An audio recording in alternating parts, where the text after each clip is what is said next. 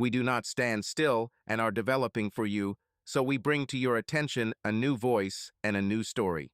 Name: Allison Reed, age 32, standing amidst falling snow with a homemade apple pie and carefully packaged presents. Following a 3 state drive to surprise my family for Christmas, my heart swelled with excitement as I approached the door of my childhood home. However, instead of warm welcomes, my mother's eyes turned frosty. "I'm afraid you have the wrong house," she said sternly, shutting the door in my face. Prior to delving deeper into this narrative, kindly share your viewing location in the comments below. Click subscribe if you've ever experienced familial betrayal and wish to become part of our community of survivors. Although our small town Ohio home wasn't always idyllic, we had our memorable times. My parents divorced when I was 15, leaving my mother Margaret to single handedly raise me and my younger brother Tyler. Father relocated to Florida with his new companion, initially sending birthday cards containing $20, which over time decreased to only Facebook messages as the years progressed. Mother worked extra shifts at the neighborhood hospital as a nurse administrator, her fatigue evident when she'd slump onto the couch each night in her scrubs. Tyler, my younger brother by 4 years, was always the charismatic one with his dimpled grin and knack for maneuvering out of predicaments. I assumed the responsible position, preparing dinner when mom worked late, assisting Tyler with homework, and taking part-time jobs during high school to aid in household expenses. Despite our family's fractures, we persevered by supporting each other. After college, I stayed put for a few years, working at a marketing firm in Cincinnati while residing only 30 minutes from mom's house. During those years, Sunday dinners were our weekly ritual. We used to buy groceries, prepare meals for everyone, and then watch movies together. Those were peaceful times, but I frequently carried the burden of being the responsible one, providing emotional support for both my mother and Tyler. 5 years ago, a chance arose that I couldn't resist. A prominent marketing agency in Chicago offered me a job with nearly double my salary and promising growth opportunities. The decision to relocate wasn't straightforward, but at 27, I needed to establish my own life. My mother gave her approval, although her lips narrowed when I shared the news. Tyler, then 23 and still living at home while attending community college, appeared genuinely delighted for me. "Go prove what reeds are made of," he said, embracing me tightly on moving day. "What?" I questioned, as occasional financial help transformed into regular support. 3 months after my departure, Mom called about a broken furnace during the cold winter months. The repair cost $4,000 they couldn't afford. I transferred the money immediately. 2 months on, Tyler required a dependable vehicle for his new job, requiring another $5,000 from my savings. By the close of my initial year in Chicago, I established regular monthly transfers to their accounts to aid with expenses. These transfers persisted for years, amounting to $800 for Mom's mortgage assistance and $500 for Tyler to establish himself.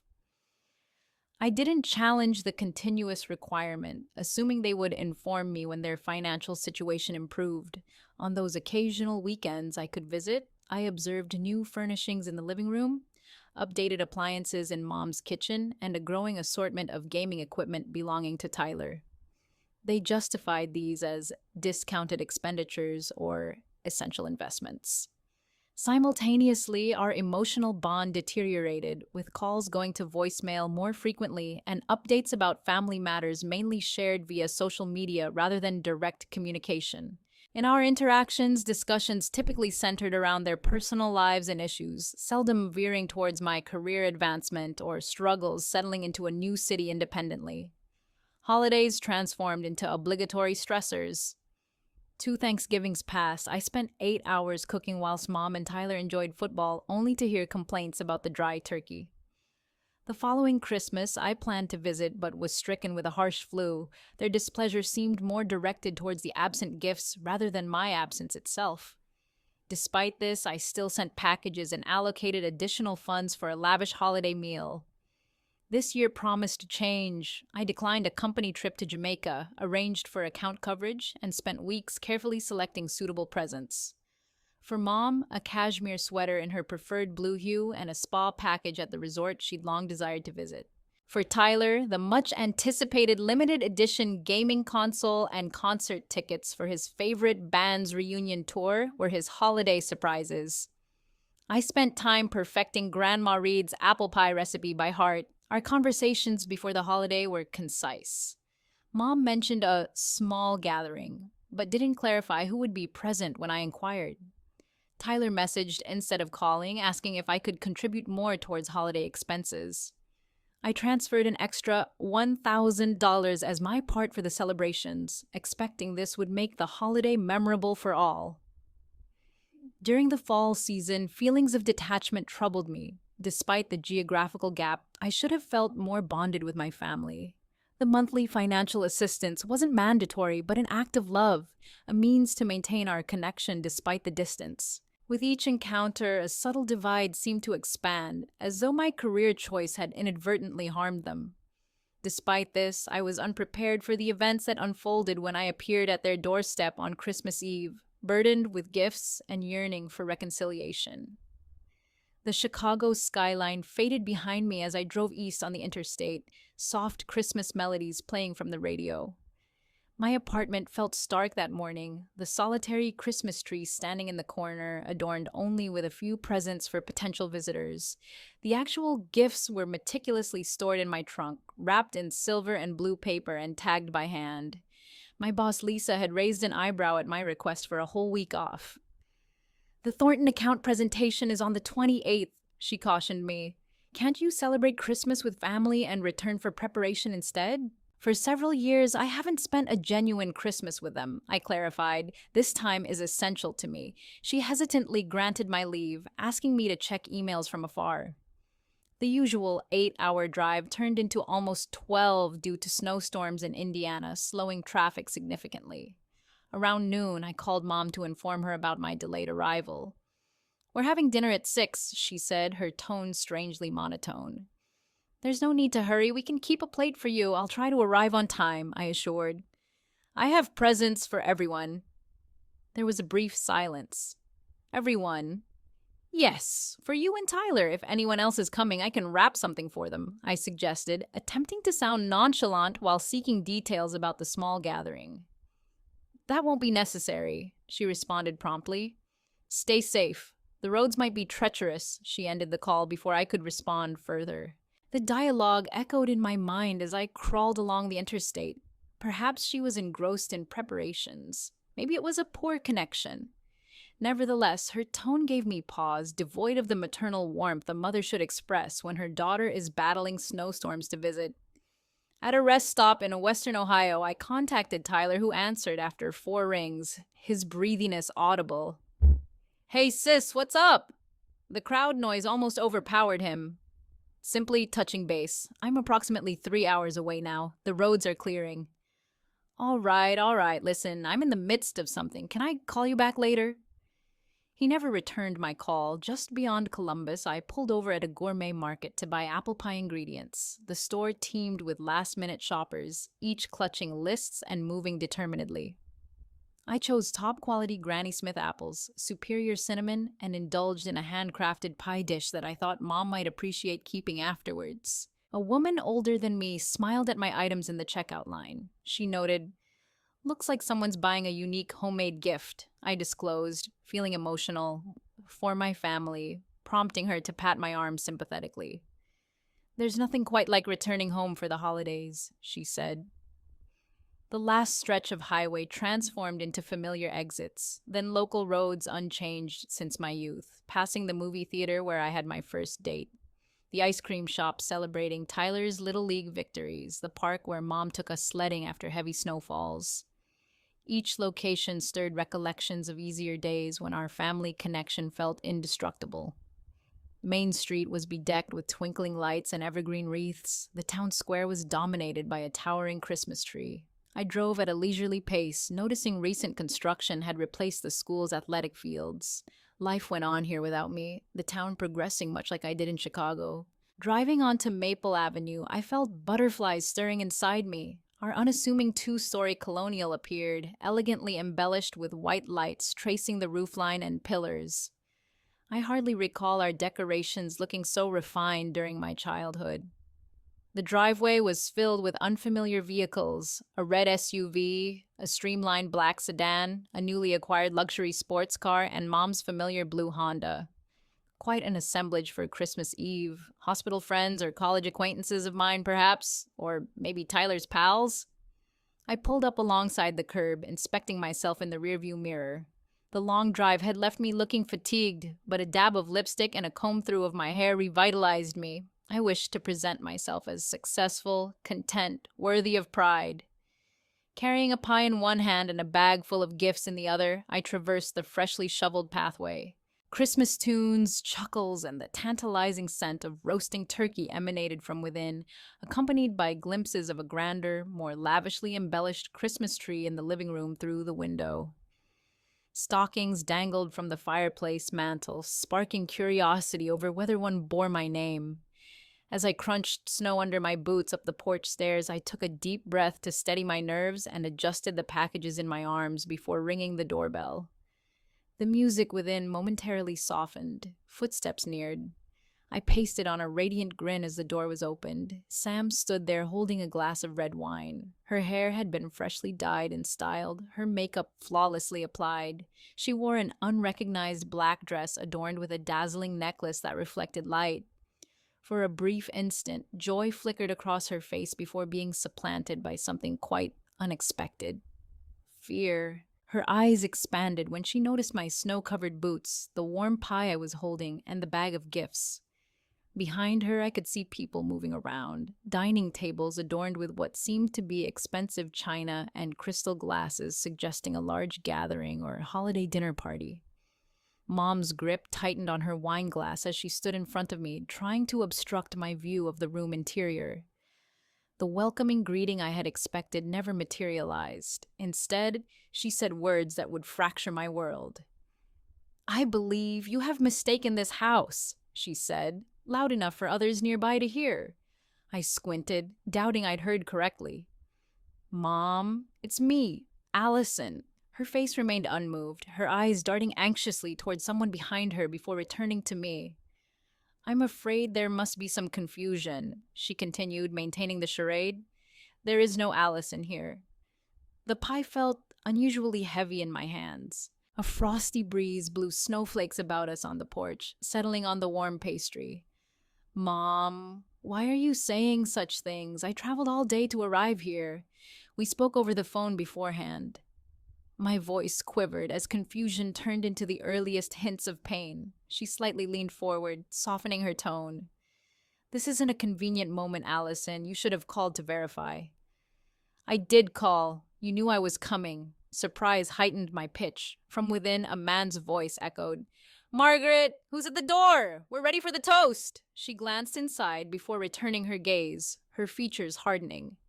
"As mentioned, you have the wrong address." "Merry Christmas." She started to close the door. "Stop!" I jammed my boot in the narrowing space. "At least let me present you these gifts." After traversing 3 states I had come, the door hesitated. Momentarily, I assumed she may soften, possibly asking me to enter and participate in the festivities within my old home. Instead, she murmured, "Not right now, Allison."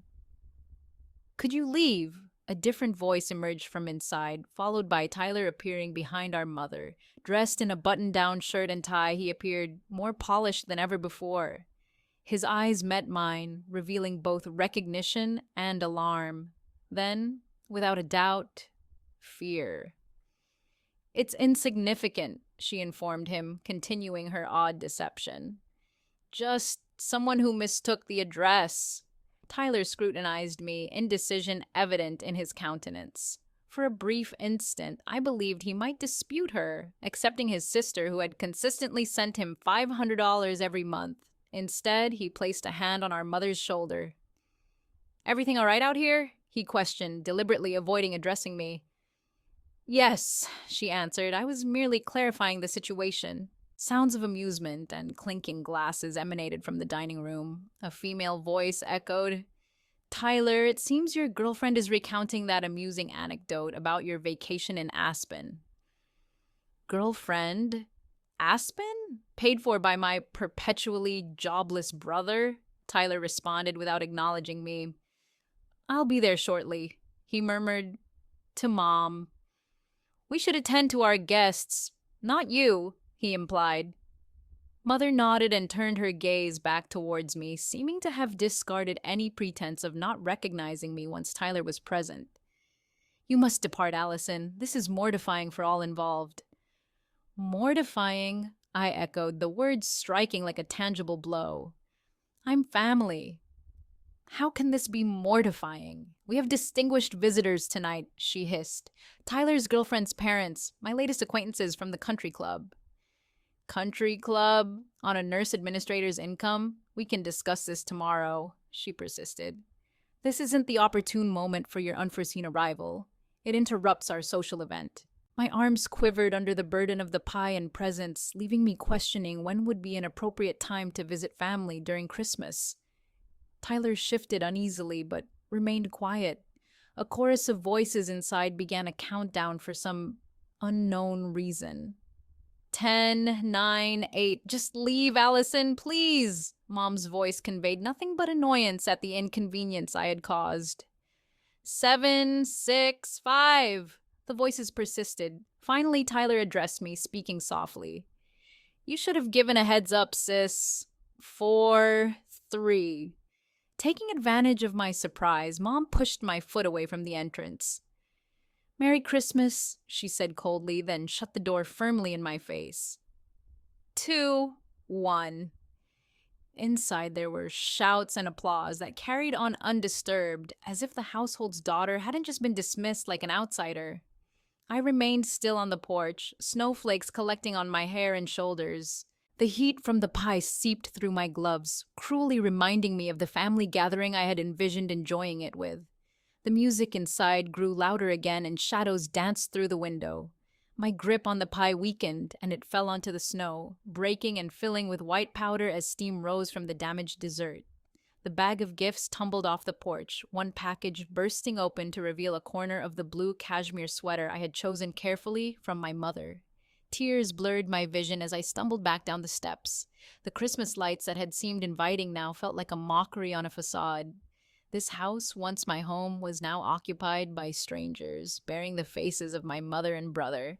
In the car, I sat with numb fingers gripping the steering wheel, struggling to comprehend what had transpired.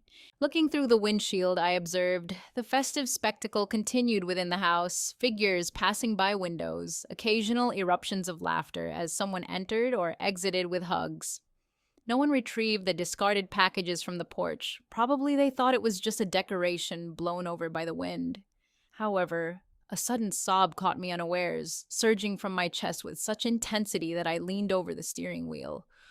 More sobs followed until I was struggling for breath between my violent cries, which steamed up the car windows and drowned out the last Christmas tune playing faintly on the radio. For 32 years, I'd been known as Allison Reed, daughter of Margaret, sister of Tyler. In a blink, that identity was taken away from me. On the very porch where it had been established, I was no longer kin. Instead, I became an embarrassment, a nuisance, a foreigner. After the tears turned into hiccuping breaths, I struggled to find someone to call amid this moment of utter despair. Before I could pick, my phone rang with an incoming call. The screen showed Tyler's name. With trembling hands, I answered the call, holding it against my ear without saying a word. What could I say? Allie? Tyler's voice echoed, soft and swift. Are you still outside? My throat cleared, trying to muster strength in my voice. I'm in my car. Let me explain. I'm sorry about what transpired. I wasn't aware that you were coming today. Mom said you had canceled. Canceled? The word escaped as a croak. I spoke to her earlier today. I told her I was on my way. Ugh, yes. Canceled? She questioned. My mother had been a hospital administrator for 20 years. What business venture are you talking about? I asked. In the new spa venture with an unmentioned partner, Richard is investing. He was present tonight, but Mom never mentioned either. You were sending mortgage funds each month, weren't you? I wondered if she's still working at the hospital. She hasn't been since last year. This might not be an ideal time to discuss all this, but I merely wish to warn you against being upset about tonight. Mom has been sensitive lately regarding her social status, and your sudden appearance disrupted her. unannounced. Your voice rose when I heard it. I've been planning my Christmas visit for months and specifically sent extra money for the holiday dinner. Another pause followed. For a longer duration this time. When you spoke again, your tone had changed to a soothing one, as if trying to smooth things over.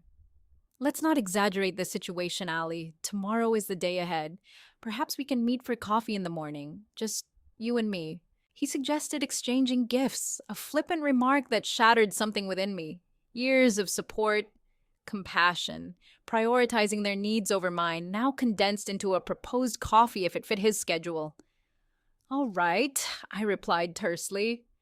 I get it. His voice echoed relief. You're amazing, sis. Always understanding. He was about to leave when he recalled something. I need to go back in before they miss me.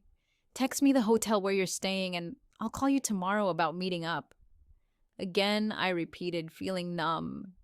Understood. Unable to respond differently, I echoed his words. Through me. Perfect. Love you. Merry Christmas. Merry Christmas, Tyler, I murmured. Instead of the call ending, there were noises, muffled voices. Tyler had not ended the call properly. His voice returned, no longer speaking to me but to someone in the house, his tone completely altered from the conciliatory one he'd just used.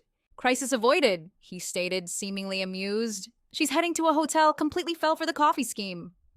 A faint female voice responded, hard to discern the specific words. I agree, don't I? Tyler persisted. She still believes contributing to rent grants her automatic involvement in everything we do, as if we must keep her around due to her financial assistance alone. My body went chill as his words sunk in, each sound cut through years of familial faith, exposing the bitter reality hidden below. She doesn't need the money, another voice echoed, possibly my mother's. Look at those Facebook photos of her apartment and all that travel. She's managing well without us. Precisely, Tyler concurred. Instead, we're utilizing her funds for things significant to us. She's so eager to be useful that she never even wonders why our requirements are always increasing. Laughter ensued, multiple voices merging. Do you recall when she was unable to celebrate Christmas due to a flu? My mother's voice prompted, and she dispatched those over-the-top packages via expedited delivery.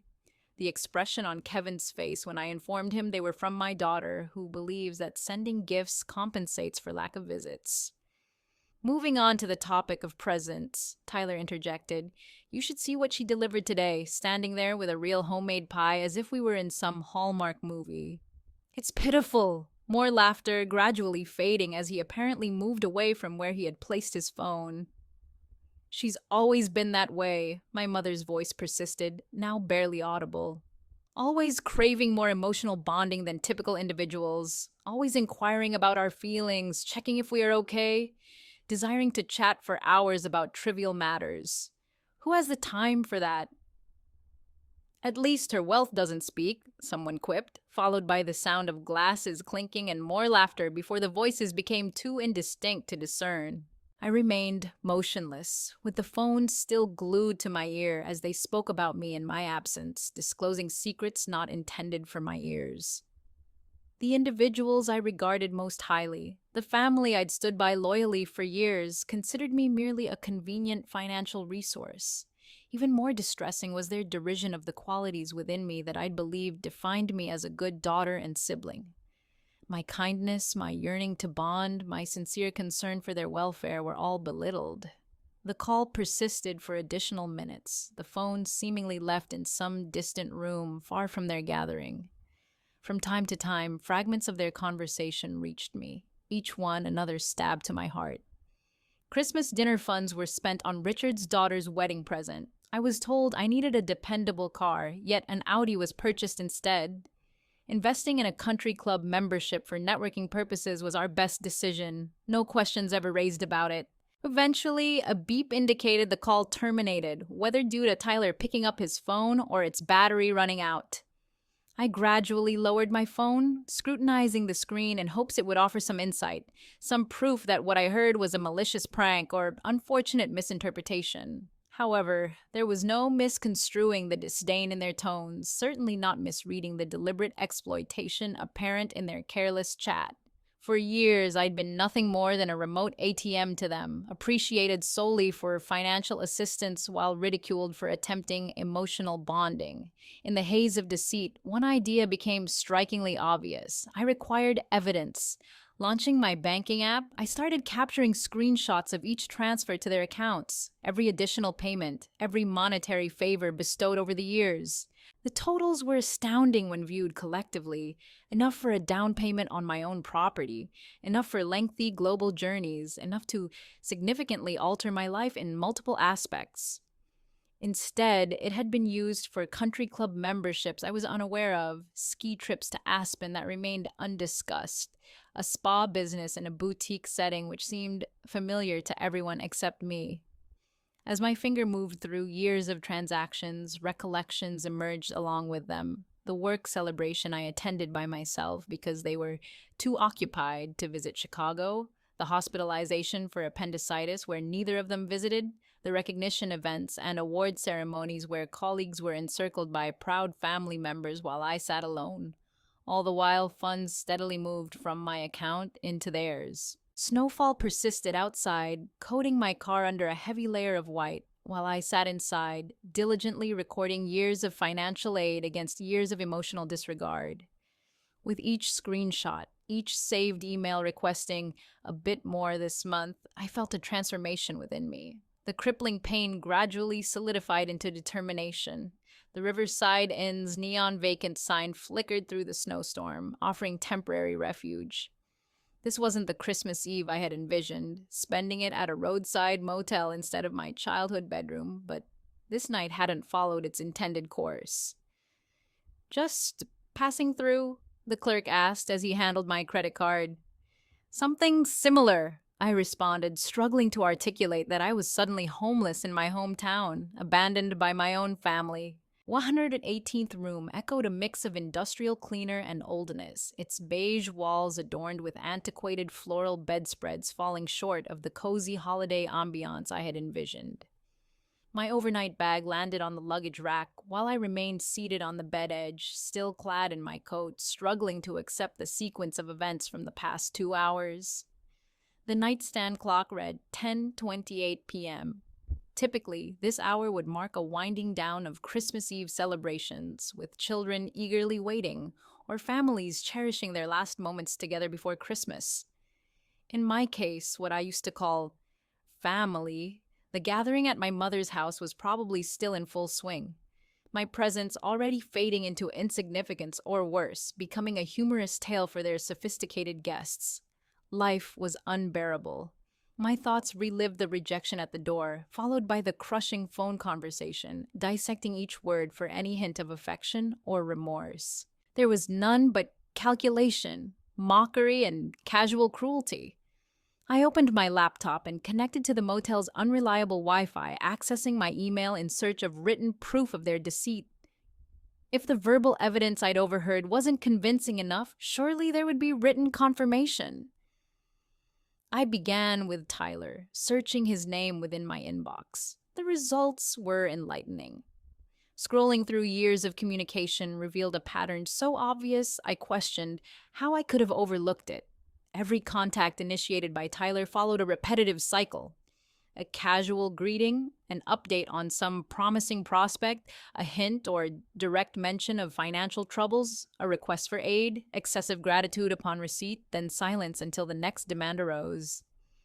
Just 10 minutes into my search, I found something even more incriminating. An email Tyler had inadvertently sent to me 2 years ago, seemingly meant for our mother. She agreed to the additional 1,000 for the car repairs. That should cover the remaining down payment on the boat.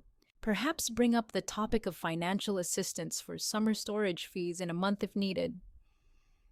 I recollect sending that $1,000, hearing the gratitude in Tyler's voice when he thanked me over the phone, mentioning that the repairs had prevented him from losing his job since they avoided transportation-related absenteeism. It felt satisfying to help and be proud of my actions. However, it appeared they found my gullibility amusing while using my earnings for lavish purchases. My mother's emails often adopted a similar tone, though more subtly. She focused on health scares and household emergencies, downplaying their severity when asking for funds, but emphasizing the critical nature of my assistance at the time. A specific exchange caught my attention as she begged for mortgage aid to stave off foreclosure, yet her social media posts showed her enjoying a vacation in Sedona at an expensive spa resort, all unnoticed by me at the time. The mortgage payments? Over a period of 3 years, I was transferring $800 every month, thinking it would safeguard my childhood home from financial trouble. But doubts crept in as I questioned whether there had been a mortgage crisis or if that was another falsehood. Digging deeper into my credit card statements, I found additions as authorized users from years past, which were supposed to be for emergencies only, but were regularly being used at restaurants, clothing stores, and entertainment venues. Additionally, a separate card meant for medication costs was consistently maxed out at high-end department stores and electronics retailers. The more I dug, the more proof I uncovered. Initially intended as occasional family aid, it had morphed into systemic financial abuse. By making conservative calculations, I had given them over $80,000 in direct transfers alone during the past 5 years, without even considering credit, card charges, gifts, or other indirect support. In the bathroom mirror, a stranger's reflection met my gaze after I stood up to wet my face with cold water. My eyes bloodshot, cheeks hollowed, hair mussed from running my fingers through it in dismay. This woman seemed broken, deceived, but there was also something else in her gaze, something resolute and firm. At the desk, I started a new document and began typing. There were no emotional words, no accusations, just facts, dates, figures, stated intentions versus actual uses. A thorough record of financial aid provided and the systemic deceit surrounding it. At 3 a.m., I had compiled a comprehensive report detailing every dollar spent, every lie told, every tactic of manipulation. After finishing, I saved the document and reopened my banking app again. The screen was familiar, but the actions I was about to perform were not. My finger trembled over the screen as family loyalty fought against the irrefutable evidence of betrayal. In a hushed voice, I said to the vacant space, "Money doesn't harm each other." The first phase was terminating the automatic transfers, $800 monthly to Margaret Reed, $500 monthly to Tyler Reed. With a few clicks, both were halted, effective immediately. Following this, the credit cards. I logged into every account, flagging the additional cards as compromised and asking for immediate termination. For the emergency card in my name that my mother used, I reported it missing and requested a new one with a different number. Lastly, the mortgage help. This would necessitate a morning phone call, but I scheduled an appointment on my calendar to speak with the bank first thing. Each action stirred a peculiar blend of pain and freedom. For years, these financial links had been my main link to my family, the tangible manifestation of love and support I could offer from afar. Breaking them felt like amputating limbs. With each transaction voided, each exploitative avenue sealed, my breathing became more rhythmic, my mind more lucid. By dawn, I had meticulously disassembled the financial framework that had shaped my familial ties for the preceding 5 years. My accounts were now personal and secure.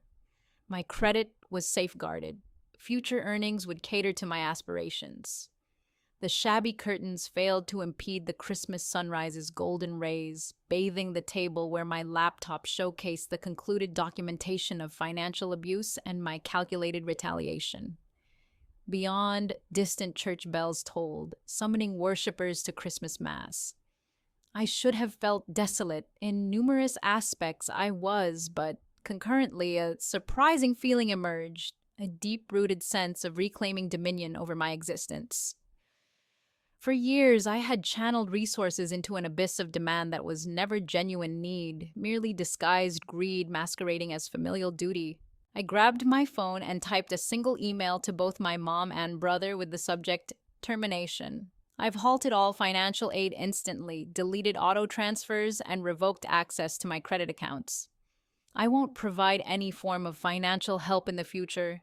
I've kept records of past support worth $83,317 over 5 years for potential legal reasons. Don't bother me about money again, Allison. Brief, straightforward, emotionless was my approach. My finger hesitated before clicking send as self-doubt arose. Was I being excessive? Was I abandoning the only family I had over money? Then Tyler's sarcastic words resurfaced in my mind. She still believes helping with rent means automatic inclusion. My mother's nonchalant attitude, always demanding more emotional intimacy than usual people. This isn't about money, it's about respect, honesty, and sincere concern. Apparently, all these qualities were not acquired through financial aid. I hit send, then gathered my belongings for an overnight trip, checked out from the motel, and steered my car towards Chicago, abandoning the remnants of what I'd believed was familial affection. The highway extended ahead on Christmas morning, surprisingly devoid of traffic. Most people were celebrating with their families, unwrapping gifts, preparing feasts, creating memories. I clutched the wheel resolutely, each mile serving as a barrier between me and the fragmented image of my family ties. At the initial rest stop over the Indiana border, I pulled over to make the urgent phone calls. The bank's customer service was staffed minimally for the holiday, but after describing my predicament as a potential fraud case, I was rerouted to their security department. You've been consistently making payments labeled as mortgage assistance to another party? The agent inquired for clarification. Yes, for 3 years. However, I now suspect there might not have been any mortgage issue whatsoever. Maintaining a composed, professional demeanor, I discussed the situation as if it pertained to someone else. I see your point. All pending transactions from these accounts will be halted straight away. Our fraud team will reach out to you post-holiday to explore potential solutions for misrepresented transactions. Systematically, I shut down every financial path leading from me to them: credit companies, payment apps, Tyler's investment account, and business plans. Each contact conveyed holiday well wishes while processing my instructions without hesitation. Financial safeguarding, it seemed, was a concept they were intimately familiar with, even on Christmas Day. My last call was to the landlord in Chicago who had been subletting me the garden apartment for Tyler at a reduced rate for the past 2 years. He had stated he was temporarily shifting locations while accumulating savings. However, considering the information about ski excursions to Aspen and lavish cars, it was probably a fabrication as well. I told Mr. Kaplan, I need to end the sublet contract with my supposed brother. That's regrettable, he said sympathetically. Especially on Christmas, family issues are the most distressing kind. Yes, I concurred, at a loss for words as emotions brimmed close to the surface. On the highway, my phone buzzed, displaying, "It's assault." Initially, there were text messages going from bewilderment to disbelief and fury. They were from Tyler. What's happening? My card was just denied at the gas station. Tyler. Allie, is this a joke? On Christmas? Tyler. Respond. Me. What did you do? My mother's messages arrived shortly after. Mom, Allison, there was an issue with my card purchase. Please resolve it promptly. Mom, your behavior is unacceptable given our past actions. Mom, if this is concerning... Last night, you were acting childish and vindictive. I put my phone on the passenger seat, screen facing down, focusing on the road. Their messages didn't deserve a reply. The email I'd sent should clarify everything. By lunchtime at a highway diner, the only place open, my voicemail was full. Notifications of missed calls scrolled endlessly. Tyler, mom, unknown numbers, likely from others' phones when I didn't pick up their initial calls.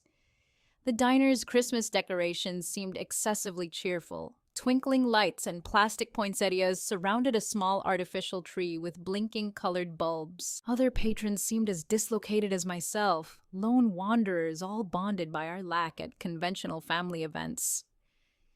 Merry Christmas, dear, the waitress said, placing a turkey sandwich special with a tiny cranberry side before me. Returning home from family, are you? I murmured in response. The visit proved brief. She gave a knowing nod, seasoned by witnessing numerous holiday disillusions. Sometimes that's for the best. I glanced at my phone as I nibbled on the sandwich, finding 23 missed calls, 38 texts, 7 voicemails, and now a flurry of emails. The initial one was from Tyler, subject line, Immediate action required. It lacked any salutation, merely listing demands. Your current game must cease. I have bills due Monday. The party last night exceeded expenses and I'm already overdrawn. Mother is distraught. My business partner is yet to receive her share of the investment, and now I'm unable to access funds. There was no justification for severing ties without notice. You're causing harm because you felt slighted at one dinner. Act your age and rectify this situation promptly. My mother's email quickly followed, its tone oscillating between outrage and emotional manipulation. I don't understand what personal crisis you're experiencing, but this conduct is completely unacceptable. After all the sacrifices I made for you, all the years of prioritizing your needs, this is how you reciprocate maternal affection, by attempting to ruin Christmas, by humiliating me in front of crucial business associates. Your brother is distraught. He relied on that money for vital expenses. I brought you up to behave better than this petty vengeance. I expect the transactions restored and access reinstated by the time you read this. If not, don't bother referring to yourself as my daughter anymore. What sacrifices did she make for me? Who took precedence in my needs? The rewritten history was nearly as astounding as the initial deception. This trend persisted throughout the afternoon. As I navigated through Indiana, the messages transformed, from angry requests to urgent pleas. Tyler, Allie, this isn't a joke. My landlord will evict me if I don't pay today. Mom, the spa deposit is due tomorrow or I stand to lose everything I've worked for. Tyler, what you heard wasn't true. It was just a silly jest. Please call me. Mom, whatever you believe, you've misconstrued it. We need to communicate. By the time Chicago's skyline emerged on the horizon, the tone changed once more. Threats were made. Mom, if this isn't resolved promptly, I'll be forced to hire lawyers. Tyler, you should know that this constitutes financial abuse. Withholding funds without warning is against the law. Mom, I've also contributed to those accounts. You have no right to restrict my access. Their legal threats held no weight compared to their initial concerns, which were undeniably sincere. I withdrew only my own funds and canceled only my cards associated with me. Their attempts at intimidation only validated my actions' correctness. As I pulled into the parking lot of my apartment building, the climactic phase commenced, a blend of negotiations and character attacks. Tyler, okay, you've conveyed your message effectively, albeit dramatically. Now, let's turn the cards over and discuss a practical assistance plan for the future. Mom, I have long suspected you had emotional issues. Your current actions confirm it. Let me help you seek the therapy you undoubtedly need. Tyler, please keep this family dispute private. You'll only bring shame upon yourself. By the time I unlocked my apartment door and was greeted solely by the quiet Christmas tree and the musty air of an empty home, I had received 47 missed calls. The final voicemail left by my mother encapsulated our entire relationship. Allison, this is your mom. I can't decipher what you're attempting with this fiscal outburst, but it concludes here. Throughout your life, we've stood by you, consistently backed your decisions, including when you left our family for Chicago. All we requested in return was moderate financial aid during hardships. If you think we've exploited you, that's merely a reflection of your doubt. Contact me promptly to rectify this misconception. Allison, your sibling and I seek reparation for the emotional strain you've inflicted today. This was intended to be a joyous Christmas. Upon receiving the message, I erased it, along with others, without replying, adjusting my phone to silent mode. I placed it on charge and strolled to the kitchen to prepare tea. The apartment seemed altered, not void as anticipated, but tidier, just as if a deep-seated sore had been pierced, alleviating the pain but essential for healing. A save-the-date magnet on my refrigerator caught my eye for a colleague's spring wedding. 6 months ago, I would have assumed attending alone, as was usually the case with most events. Now, I pondered whether I might extend an invitation to someone, foster new relationships, and establish a selected family to replace the biological one that had proven disappointing. By morning, my phone displayed 61 missed calls, which I chose not to answer as the first day of a new life unfolded. January arrived with biting winds and heavy snowfall, reflective of the frosty landscape of my emotional condition. The holidays slipped by in a haze of solitude and paperwork, submitting fraud reports to credit agencies, organizing financial documents for potential litigation. New accounts were established with increased security measures. My hands were busy with the task of severing my finances from my family, yet emotionally, I was frozen due to shock following a significant event. The phone calls gradually ceased around New Year's Day, leaving behind sporadic emails that diminished in frequency as unanswered weeks passed. My mother's last message arrived mid-January. Its title meant to inflict pain. "You too would leave us," it read, mirroring my father's earlier words. I chose not to open or read it. Upon Lisa's urging, I arranged a meeting with a therapist. My boss had noticed a change in me after the Thornton presentation, a flawless delivery despite the tumult within. "Something seems different about you," they commented, referring to the impact of Christmas on my personality. Dr. Kaur's office provided a safe space where I could articulate the extent of the betrayal without fear of criticism. In our initial session, I found it difficult to identify the incident itself. Incapable of holding back tears, I recounted my plight. "They took advantage of me financially while ridiculing my yearning for closeness. They saw my kindness as an opportunity to exploit, not a chance to return affection." "Your experience," Dr. Kaur offered softly, "is a blend of financial abuse and deep emotional manipulation. Your sorrow is entirely justified." The term grief resonated with me. I wasn't just enraged or wounded. I was mourning the demise of relationships I'd trusted all my life. The woman I thought loved me never existed. My brother, whom I'd safeguarded and aided, had been acting a part. The family I'd given up so much for was nothing more than an illusion I nurtured under self-imposed blindness. Small triumphs came in February. I established a separate savings account, channeling funds previously given to my family toward my own aspirations. By the end of the month, I had saved enough for a brief vacation, my first indulgence in years that was truly self-centered. For 2 days, I immersed myself at a cabin by the lake, surrounded by books, hiking trails, and solitude. This experience provided me with the room to breathe, allowing me to envision a life shaped by my own decisions rather than catering to others' needs. Upon my return, Dr. Kaur posed a question. Who is Allison Reed beyond being a daughter or sister, beyond the roles of caregiver and financial supporter? That is what you will now have the opportunity to discover. This query lingered in my thoughts as winter gave way to spring.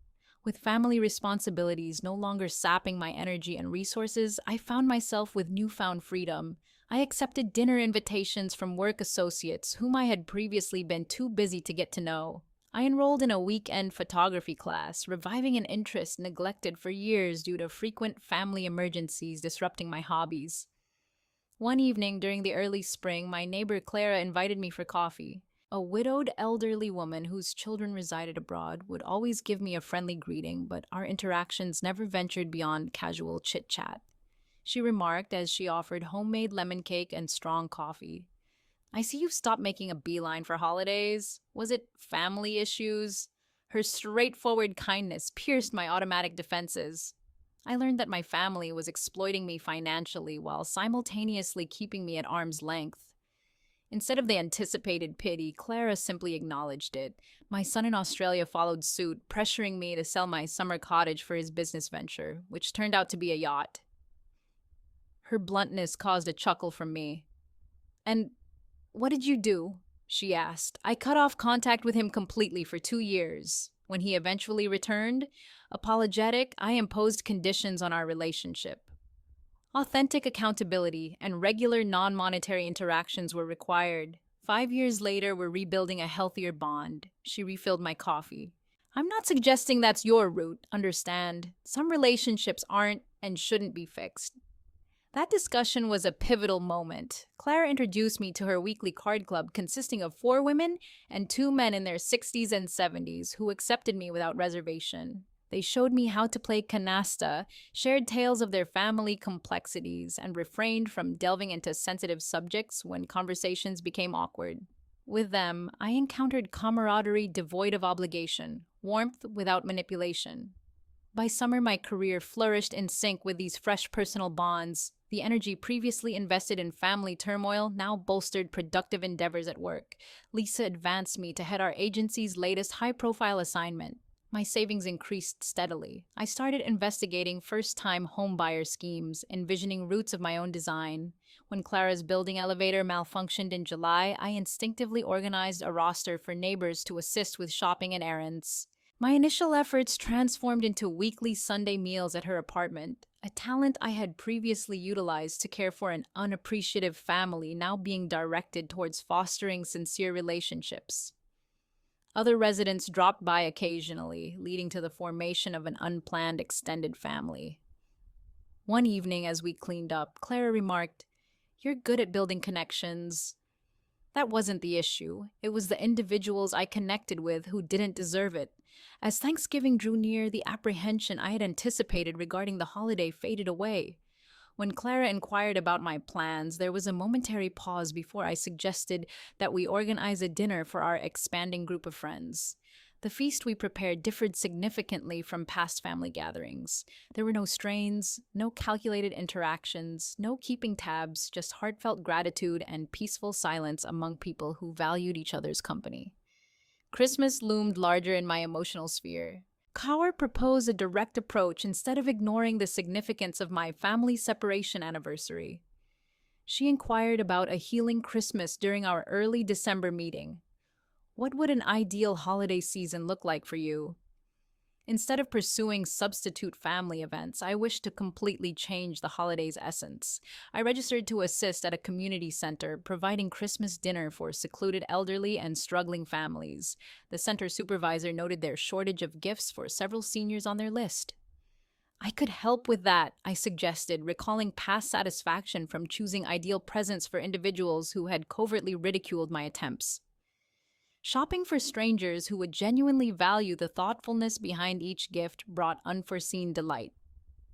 I took time to learn about the seniors' backgrounds from center staff, selecting items that recognized their individuality rather than merely their requirements. A classic jazz record for Mr. R. Year ago, on Christmas Eve, I assisted in adorning the community center, a simple display of children's paper chains and assorted ornaments collected over time, contrasting with my mother's meticulously arranged decor. The sincerity of this setup was more captivating than any refined presentation.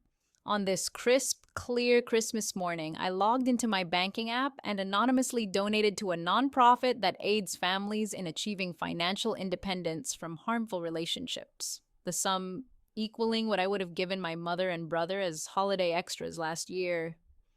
Washington, who once played saxophone in Chicago clubs during his youth, received a cashmere scarf in his beloved purple shade, a gift from Mrs. Diaz, a former art teacher whose dexterity was affected by arthritis. At the community center, there was a whirl of activity upon my arrival. Volunteers, adorned with Santa hats, served food, handed out gifts, and conversed with attendees who were spending the day alone. Upon reaching Mrs. Chen's table, I found myself seated next to a 92-year-old former mathematics professor whose quick intellect and keen perception reminded me of Clara. It was my first time volunteering, and she inquired between bites of turkey, "Have you volunteered here before?" After a moment's pause, I confessed that it was my first Christmas without my family. She studied me intently with her sharp eyes. Lost as in passed away, or lost as in abandoned? The latter, I admitted, taken aback by my own honesty. She nodded sympathetically.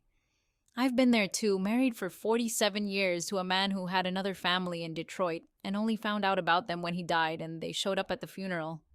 She patted my hand reassuringly. You'll make it through. You might even come to like the person you become after. Nearly 16 months later, in April, I encountered a familiar face as I strolled downtown Chicago. Tyler, seemingly older and less polished than my previous encounters, gazed at me with shock, contemplation, then an attempt at ease. "Allie! Incredible!" He approached me for a hug, which I politely declined, nodding. "Tyler, I didn't realize you were in Chicago, only here for a conference." His eyes scanned me, likely taking note of my new haircut, neat coat, and overall improved demeanor. "You look great." Truly great, he said. I was taken aback by the sincerity in his words. An awkward pause ensued as we stood there. He shifted uneasily, apparently disconcerted by my lack of interest in discussing our past or my mother. Let's talk about what happened, he eventually mentioned. It's history, I responded calmly. I have progressed. His face showed a mix of relief and dissatisfaction. Relief from avoiding responsibility, disappointment due to not receiving the reaction he expected. Sometimes Mom inquires about you, he mentioned, clearly lying. I wish you both well. Any updates? The words held no venom, just polite reserve. Things have been tough, actually. The spa business didn't succeed. Mom had to sell the house. His gaze searched for any hint of pity or guilt. We've had to start anew from almost the beginning. 5 years ago, I would have promptly offered aid. 2 years ago, I would have found satisfaction in your hardships. Today, I felt nothing but tranquil detachment. Life presents difficulties for all, I said casually. I must be going. I have dinner plans. His expression stiffened slightly. Still harboring animosity, it seems, even after so long. I smiled, genuinely amused by his misunderstanding. No grudge, Tyler, no animosity, no resentment, just boundaries. I wish you well, genuinely. However, your presence is no longer part of my life. As I departed, you called out, "Family should last forever," you said, Tyler.